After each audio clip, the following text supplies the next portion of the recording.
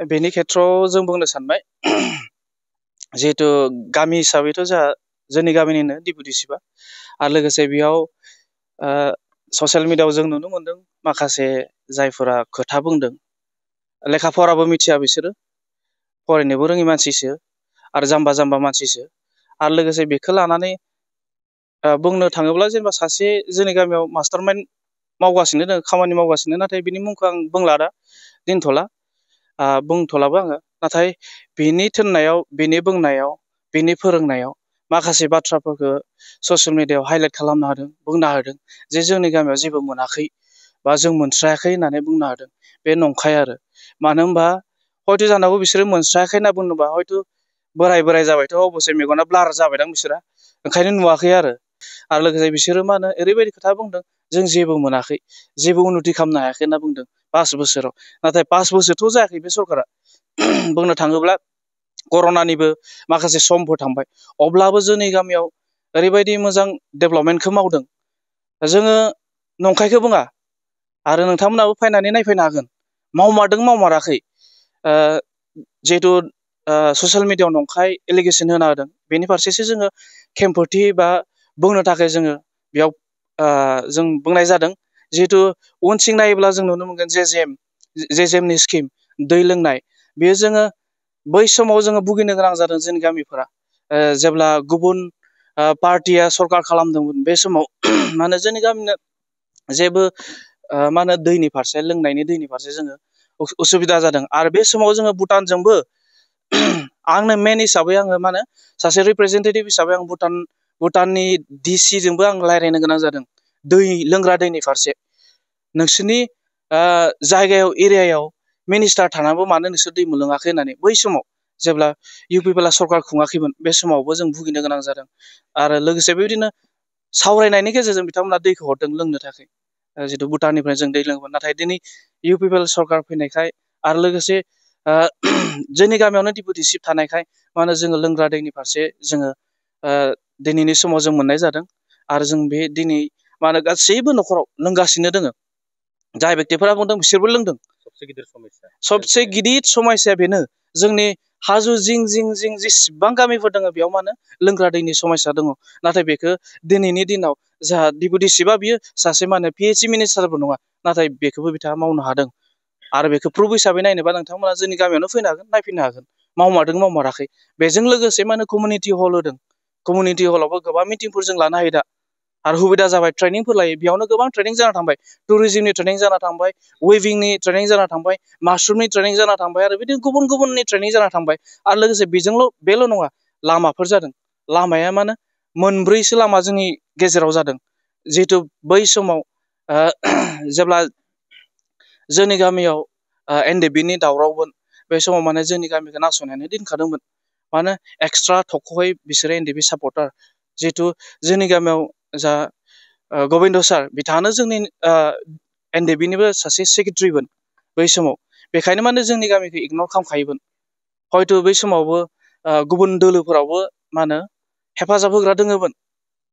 नाथाय अब्लाबो माने जोंखौ नासयना दोनखायोमोन ओरैनोथ' बर्थमान जोंनि गामियाव 8टासो खामानिया जाना दङ आरो मोनथाम लामाया जाना दङ दिनै मोनब्रै लामा मेन लामाया जाबाय जोंहा कुसुबिल आरो लोगोसे SSB केम्प कानेक्सन भैरबकुन्द बे मोनसे जाबाय आरो लोगोसे बिसिं मा होनो जोंनि चार्चजोंनो थाङो ओरै मा होनो भुटान बर्डार बेबो मोनसे जाबाय आरो लोगोसे चार्चनि उनथिंनो आरोबाव मोनसे थांबावो बेबो मोनसे दोंसे जाबाय भुटानाव थांग्रा आरो लोगोसे मोनसे दोङो बैसिं मोनसे गामि दंबावो गामि माने जोंनि गामियाव माहाय गावनाय हेन माहाय गेजेर गेजेर दा बिसिमबो लामाखौ जाबाय बेबो मोनसे आरो लोगोसे मा होनो गेजेराव मोनसे कालबारबो दंबावो कालबारबो जाबाय आरो बेबायदिनो मा होनो गामिनिफ्राबोथ' सोरबा सोरबा बेबायदिनो माखासे फिसा बेला खामानि मावना मोनजादों आरो मोनदोंबो आरो बेल' नङा बेमार आजारफोर जाबाबो बिथाङा नायदों नायाखै नङा नायदों माबा मोनसे खोनाबानो बिथाङा थानो हाया मा होनो अनदों जोंखौ अनो आरो गामि हिसाबै बियो नायथारदों आरो गोबां नंखाय बुंदों। दा जायफोरा नंखाय बुंदों बिसोरो मा होनो पार्सनेल पकेटाव बुदां बुदां लानो मोनैखायनो बिसोरो मा होनो माखासे सासे सानै जायफोरा जाम्बा जाम्था थगायनो हागोन बुंनानै फिदिंनो हागोन बिसोरखौ फिदिंनानै लांदों आरो। दा दिनै ससियेल मिडियाआव नुदों माने 100 जन आंग्रा जुलिनिफ्राय थांबाय होनना बुंदों। नाथाय बे नंखाय आरो 100 जन नङा, आसियाव सानना मोनो 3 बा 4फोर दोङो आरो। मा पार्टि मावबावनो पार्टिनि फारसे जेनेबा बिसोरो बुंनोबो हाखाया बिसोरो, मानो बिसोरनि बुंनाय पावारफोराबो गोहोम खोख्लैनो हाया जिहेथु बिसोरो न'खरखौनो जेन तेनसो सलायो, लिरनो फरायनो रोङि मानसि गोनजासो। बिथांमोननि हाबनायनि अबस्थाखौथ' आङो दोहै बावै उदालगुरि थांदोंमोन। जा गुंगाव सकआव मोनसे UPPL मोनसे माबा दोङो, मा होनो स्टारिं अफिस दोङो। बेयाव जाया माला गानहैदोंमोन BPF बिथांखौबो बे BPFनि माबायाव नङा, UPPLनि स्टारिं अफिसाव जनानै साहा लोंबाय थानायसो नुदों आरो आङो। जायफोरा माला गानहैनाय मैया BPFनि माला गानबाय दिनै UPPLनि अफिसाव साहा लोंबाय। दिनै UPPLनि अफिसाव साहा लोंबाय। माने जायफोरा थांदों बिसोरो माने पार्टिजों लोब्बा गैया, बिसोरो जास्ट जेबो मिथिया, पार्टिनि ABC मिथिया बिसोरो। नाथाय मा बिसोरो जास्ट दिननि हाजिरा मावो नालाय, सोरनियावबा गाबोन मोनोब्ला बिनाव थांगोन, सोरनियावबा सोरबा फैसा होदों होनना खोनायोब्ला बिनाव थांगोन, बेबायदिसो आरो। सोरनिबा थुनज्लायनायावसो जादों आरो सोरनिबा थुनायावसो जादों, थोननायावसो जादों आरो। बेयाव सासे मास्टार माइन्डआ दङ, मास्टार माइन्ड खालामगासिनो दङ, जाया बिथांखौ ओरैबायदि गाज्रि मोनबाय। बेनि थाखायनो माने बे साफा सानैखौ बुथुमनो नागिरदों। नाथाय बिसोरबो बेयाव थांजोबगोन बेबो नङा। गाबोन सबनियानो बिसोरो थुगोना बेलेगावसो थुनो हागौ। हयथ' बेयाव जायखौ सापर्ट होनो थानो बेयाव थुबाबो जानो हागौ बिसोर। मानो होनबा बिसोर फरायनोनो रोङाबा मबे सिम्बोला मबेयाव बेखौनो सिनाया बिसोरो। होमबा हयथ' जानो हागौ मबेबा मोनसे दोलोआवबो थुनो हागौबा बिसोरनि भट होनाया माबा गेजेरावबो गोलैनोबो हागौ, मिसबो जानो हागौ। दा बिसोरजों जेबो फेक्टर गोग्लैया आरो। बेथ' नंखाय, ओरैबायदि नंखाय बाथ्रा बुंदों, थगायनानै बुंनाय बायदि जाहैदों बेयो। मानो होनबा बे जाय बेक्तिखौ फरायनो अनसुंथाइ होदों, दा बिनानावा आंजोंनो लोगोसे दङ। आरो लोगोसे बिथांनो फरायनो मा होनो मेट्रिक पास जानायनिफ्रायनो BSM कमप्लिट खालामबाय, दिनै BSM कमप्लिट खालामबाय। आरो लोगोसे हयथ' बिथांनियावनो सोंनो हागोन, हयथ' मानो थाखाय द्रप आउट खालामदोंबा मा जाहोननि थाखाय जेनेबा दोनथ'नाय जादों फरायनायखौ। खिन्थु सहायखौबा होदों फरायनोबो। सासेल' नङा, जोंनि गामियाव 7 दङ दिनै सहाय होनाया, 7 सहाय होदों, फरायगासिनो दङ। नाथाय बियो मानो गाव गावनि पकेटनिफ्राय बै समाव पार्टियाव गैयाबोनबाबो, पार्टि नङाबोन बै समाव बिथाङा बै समनिफ्रायनो माने गोरिब गुन्द्रा न'खरनि स्टुडेन्टफोरनो सहाय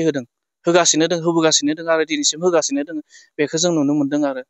दिनैनि समाव जुदि गाबोन बिसायख'थि जायोब्ला गामि नाङैनो गबिन्द चन्द्र बसुमतारीखौ नोंथांमोना सापर्ट खालामो?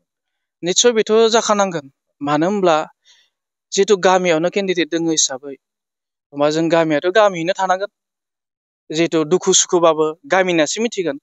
सोरबा हाग्रानिया सोरबा गोजाननिया दुखु सुखुखौ, जोंनि दुखु सुखुखौ मिथिनाय नङा, नुहुराबो बिसोरो। खोनादोंब्लाबो हयथ' जानो हागौ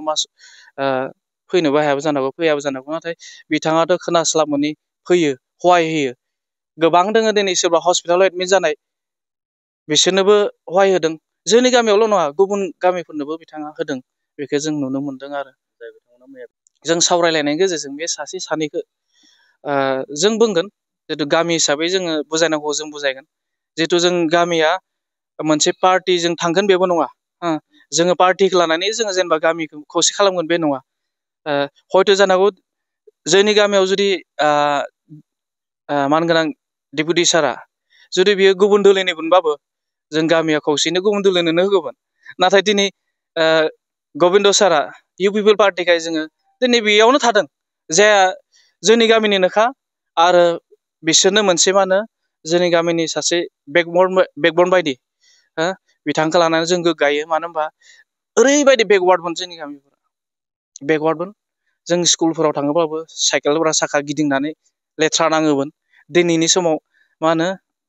जोङो जेनेबा CC ब्लक लामायाव जों थाबायनो मोनदों। नाथाय जाय बोरायफोरा बुंदों, बोरायबायबो हयथ' गांदों बिरोदां आरो बिसोरो बे लामाजों थाबायादां आरो। बेखौ आं सानदों आरो मेगनजों नुथारदों। CC ब्लक अखारबानो CC ब्लकआव गायो। आरो लोगोसे अखा नायबानो बेरेफुंजानो 6:30 जानाय लोगो लोगो 6:30 जानाय लोगो लोगो दैया ख्रं ख्रं ख्रं गाबहैयो न'खराव। बेफोर दैखौ लोङाखै नामा बिसोरो? मोनाखै होनना बुंदों जे बे बिथांमोना लोंदों बे दैखौ निस्सय औ बेनो मानो होनबा गावगाथ' फकास हायाखै मानो होनबा बियो ओरैबायदि क्लेभारखा ओंखायनो फकास हायाखै बियो फकास हायोब्ला नुजागोन बेनो थोनजोबदों होननानै साननो हागौ ओंखायनो मा होनो बियो जेब्लायबो मिडियानि गोजानाव थादों आरो जेब्लायबो मिडियानि गोजानाव थादों नाथाय जायफोरखौ बुंथावना थुथावना बिसोरखौ थुनानै थिनहरदों आरो मिडियायाव बुंहरदों मेनलि जाम्बा जाम्बि मेनलि जाम्बा जाम्बि ओंखायनो आं सानदोंमोन जेनेबा गामिखौ लानानै पलिटिक्स खालामनो हागोन आरो जिहेतु जाम्बा जाम्बिखौ लानानै पलिटिक्स खालामनो हागोन मानो होनबा जोंहा पलिटिक्सआ 5 बोसोरफोरल'सो लास्टिं होयो मोनसे पार्टिया नाथाय दिनै रायजोआथ' जोंहा अराय सम बेयावनो दोङो मैया 10 अक्ट'मोन ना 10 अक्ट' मैया BPFनि मोनसे जयनिं प्रग्राम जानानै थाङो बे जानानै प्रग्रामाव जा माखासे सारमोननि गामिनिनो किसुमान बोराय बैसोआव आबौ जानाय आयं जानाय बिथांमोनखौ ससियेल मिडियायाव बायदिसिना बुंहोनायखौ जों नुदों खिन्थु बिथांमोना गावसोरनि गोसोजों बुङाखै सोरनिबा थुनायाव बुंदों जानो हागौ बे खोथाया सैथो आरो माखासे क्लियारेन्सा गामिनिनो दिदोम फंबाया होलांखाबाय आरो बेयाव आं मोनसे खोथा बुंनो सानदों जोंहा रिहन सारा 20 बोसोर MLA जालांबाय आरो बिनि गेजेराव 10 बोसोर बियो दैनि मन्थ्रिबो जालांबाय नाथाय दिनैनि दिनाव बिथाङा 10 बोसोर मन्थ्रि जाब्लाबो जोंनो दै लोंहोनो हायाखैमोन दिनैनि दिनाव जा डिपुटि सार फैनाय लोगो लोगो गबिन्द सार फैनाय लोगो लोगो जोङो दैनि सुबिदाखौ मोननो हाबाय आरो माखासे लामा जोंनि आंग्राजुलियाव दङमोन बे 20 बोसोर बे रिहन सलिनाय समाव अन्थाइ थरसेबो गोलैयाखैमोन नाथाय डिपुटि सारनि अननायाव गबिन्द सारनि अननायाव जोङो दा CC ब्लक लामा मोननो हादों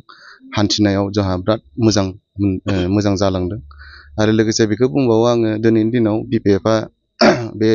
सपनगाव BCDCआव 0 होनबाबो लस गैया मानो होनबा बिथांमोननि आवगोलनि जेसेबां चेयारमेन दैदेनगिरि दंमोन चेयारमेन जालांनाय बिसोरनि माखासे कारेक्टारनि थाखायनो बे सपनगाव BCDCनि एबा बे ओनसोलनि माखासे पाब्लिकफोरा उन फासयनानै थादों BPFखौ माखासे कारेक्टार बिसोरनि थाखाय आं सानो दि दिनैनि दिनाव रिहना बुंदों मैयानि दिनाव जेनखानाय होननानै नाथाय बे खोथाया गावनियावसो गोलैगोन बे रिहना जेनखानाय होननानै आं सानो मानो होनबा दिनैनि दिनाव जा कालकुलेसना अलरेडि जाखाबाय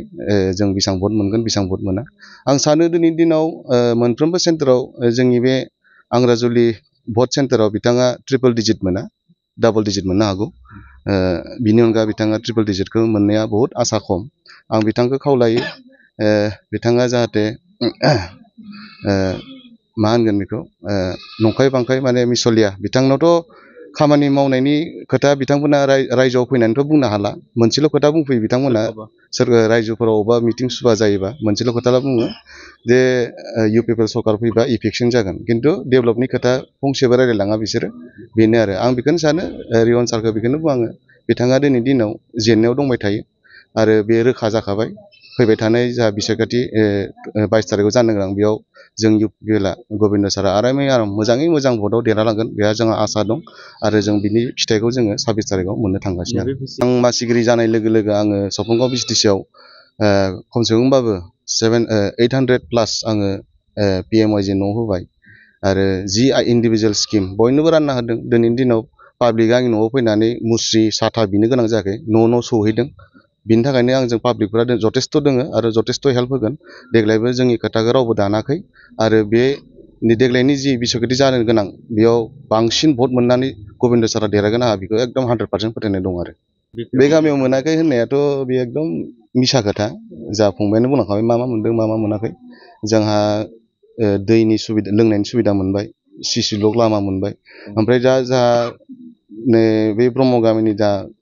आदै नन्दे बिथाङा ससियेल मिडियाआव बुंदों लामानि खोथा खिन्थु बे लामाया प्रसेसआव जाना दङ किसुमान मडेल कड अफ कन्डाक्ट नांनायावसो बे बुस्थुआ नांथानो दङ बेबो जाफुंलांगोन इलेक्सन जोबबानो बेनो आरो औ आं थारैनो सहायखौ मोनदों बिथां जोंहा आयं गबिन्द चन्द्रआ आंखौ 5 इयार्स नायदों फरायनायाव आरो जि मबाइल नांगौ जादोंमोन बेखौबो आयंआनो आंनो लागैहा होदों थारैनो बिथां बोरायफोरा जि बुंदों बियो नंखाय आं सापर्टखौ मोनदों आरो थारैनो औ आंजों रायलायालासिनो आं जेबोखौनो बुङाखै ओमफ्राय जोंहा बाबामोनखौ लानानै बिथांमोनहा मा सावरायदों आं मिथिया नाथाय बिसोरो बाबायाथ' जेबो मिथिया नालाय ओमफ्राय बिसोरो बुंहैदों आरो बिदिनो आसखान्दा जादों मादों होननानै नाथायबा बे नङा आं फरायदों आयंनि गेजेरजोंनो फरायदों आङो दायो MA खौबो आयंआनो खालामनानै होदोंमोन एडमिसनखौबो नाथायबा आं माखासे प्रब्लेमनि थाखाय आं फरायासै आरो दोनथ'बाय औ आंनि उसुबिदानि थाखायसो दोनथ'दों आयंआथ' फरायनोनो होखादोंमोन चार्चआवनो बुंना लाखानाय ओमफ्राय नायखादोंबो एडमिसनबो खालामना होदोंमोन आरो औ बे नंखायबा